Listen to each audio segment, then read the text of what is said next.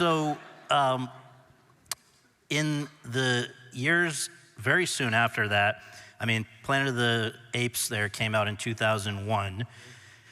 That, I believe, was the same year that you first heard about a project called American Splendor, which was made by, let's set it up by saying, Harvey Pekar, the eccentric writer of underground comics, sort of in the universe of the animation that you had been interested in, directed by Robert Pulcini and Sherry Springer Berman, who came from the world of documentaries. So this was sort of a crazy hybrid idea they had of animation and documentary and all kinds of things. Can you share how you first heard about that? Because I've heard, I believe it was affected by 9/11, wasn't it? Yeah. It's a kind of long story, but I got the script and I thought, oh my God, this is great, and I'd love to play this guy.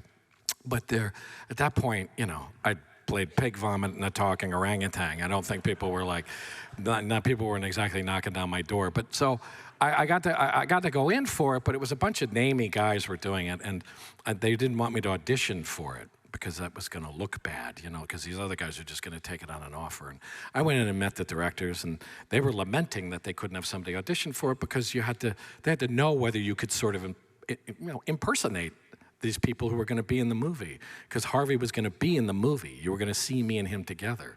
And so I said, I'll audition for you, and I did. And they really liked what I did. And the audition was September 10th, 2001. And all that happened, and then a couple months later, they came back and said, you know, they do want to make that movie, but none of those named guys want to work right now. And you're the only person who auditioned for it, and they really liked what you did. Do you want to do it? And I was like, yeah, I do. And so we went off and made it in about 2.5 weeks, that movie. And it was an HBO movie, which is the really crazy thing. That movie was supposed to be on HBO television, which is very strange. So it was a bizarre fluke that I ended up. And then it went, what was it? It went to a film festival and got. It went to Sundance and won the awards, and everybody went crazy for it. Yeah, which was totally, none of us saw coming. Well, particularly they went crazy for your performance, and Robert and Sherry spoke about it as, you know, during sort of this time of the year of that year, 21 years ago, that, you know, they wanted this to be your Marty, in the sense that Ernest Borgnine, this great character actor, finally got a leading role. This was your first leading role in a film, and you know, it changed his life. He ended up winning the Oscar. In this case, the recognition didn't come right away, but it changed some things. The movie got nominated for a screenplay. Right. For an Academy Award for the screenplay, but yeah. But, you know, I guess, did you feel a bounce? Did things come out of American Splendor specifically? There wasn't a whole heck of a lot, no. And I remembered being like, oh, okay, well, that was fun, and I'm glad I did that. And I kind of did think that might be and I remembered at the time thinking, this is probably the first and last time I'll get a lead like this. And I thought, that's cool, that's great. If that's what I get, that's it. There were sort of little things came along, not much, and I remember there was a little bit of a fallow period there. And then I got to audition for Alexander Payne. Yeah. And that's Sideways, of course. And but I didn't expect that to go anywhere. I really. Well, I want to quote something you said about that. But first, I mean, if there's anyone in Santa Barbara who hasn't seen Sideways yet, you might want to get on that. Might leave. Go to New Haven. Move to New Haven. Right. Exactly. But I will preface. I think you'll sense the enthusiasm here that this is a movie I loved so much. I saw more than any other movie, more times in a theater than any other movie. I think I mentioned to you once before that I tried to track down the 1961 Chateau Cheval Blanc bottle of wine. It was too expensive, but I was able to buy a used bottle of it. Used? You mean like empty? Yeah. Okay. Yeah, you know? But this is such a special movie, and I wonder, you know, a lot of it shot near here. A lot of it was a big boost for the wine community here, Yeah, minus that's the what I hear. Merlot folks. Yeah, the Merlot folks took a hit, yeah. But this started, did you know Alexander Payne before Sidewalk? Oh, no. No, I went in and it was a standard sort of audition. I got sides. I didn't read the script. They just sent me a scene. I don't even really remember what scene it was. It was a scene with the character that Tom ended up playing. And no, it was just an audition like any other audition. And I went in and I thought, I was excited to meet him because Election was a movie I really loved. And I thought, well, and again, I was like, this is cool. I met that guy, that's cool. And that was good. And I expected nothing to come of it. And part of the reason you didn't expect nothing to come of it was to quote you, when I read the script, I thought, this is great, but who the fuck cares about wine? Close quote.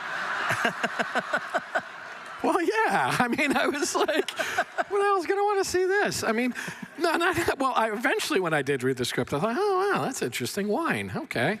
But, it shows what I know.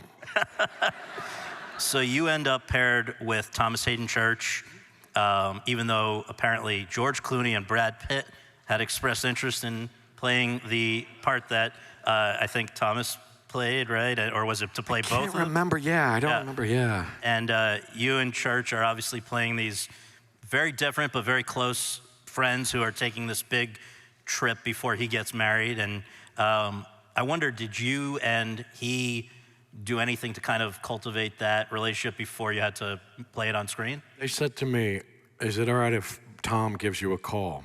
And I said, sure. And you really have to know Tom. And I was like, sure, and the phone rang, and he's sort of like, hey, Paul, how are you?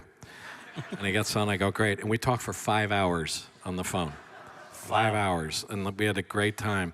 We hit it off so well and hung out a lot together before we started shooting and really palled around quite a bit. He's a very interesting guy, Tom. He's an extremely interesting dude. And so we had a really good time together. Now, the most beautiful,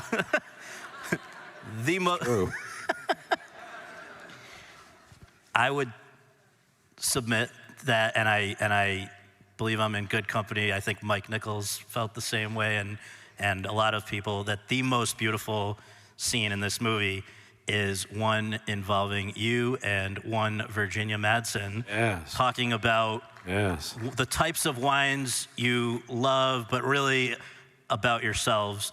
And I wonder if you can, it's just a kind of perfect, if people are, I think people should study it specifically. What was it, did you realize going into it that it was something really special, and what do you remember about doing it? It was a very special, yes, the writing was beautiful. I think what's really great about the scene is she knows what they're talking about. He doesn't. He doesn't really get it until a beat later than her, that he's like, oh, I see what we're doing here. She's amazing in that scene. I think people should study her in that scene. She's really incredible in it. It is one of the most perfectly, beautifully landed and placed monologues in anything you'll ever see. And the shooting of it was very, very, Alexander creates these beautifully intimate, quiet, kind of warm sets. And I remember that was at night. We were sitting out in that porch, and everybody was drinking wine around us. We weren't drinking wine yet. We did later. But it felt like what you see there. It really did. And that's the thing about his movies. What you're seeing is what it felt like when we did it. It's amazing, amazing process. And that movie is celebrating its 20th anniversary this year. 20 years, yeah. I think you got levels of love in response to that performance that you had probably not felt prior to that. Right? Ever, from anybody ever, yes. Yeah. And yet, you said, quote, I've never felt like I actually got that part right. I always felt like I was too serious or something, close quote. You're saying going into the release of this movie, which became a runaway, unexpected box office hit, got nominated for the Best Picture Oscar, a zillion things, you did not know that it was something really special? Well, I thought the movie was very special. I think I knew the movie was going to be great, and it was good. I didn't know people were going to respond to it the way they did. My own performance, I hardly have ever felt like I've gotten it right. which is why I think I keep doing it, because one day I'm going to get it right. And it's one of these days I'm going to get it right. And so I almost never look at something and go, yeah, nailed it. I nailed it. Very rarely have I ever felt I was close to nailing something. Wow. And I just didn't with that. I still am like, I wish I could go back and do it again. You nailed it. Nailed and it. So let's take a look now at clips from American Splendor and my favorite movie, Sideways.